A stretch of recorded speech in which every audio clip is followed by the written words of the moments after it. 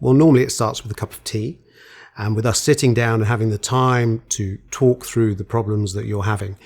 We would take a full case history, and then we would normally test your hearing in a soundproof booth so that we can ascertain the level of hearing loss you may have. We also do some speech in noise testing to establish if there's a problem there. This is then normally followed with a discussion to take you through the results and to explain what those results mean to you and how we might move forward with trying to solve the problems that you come to us with.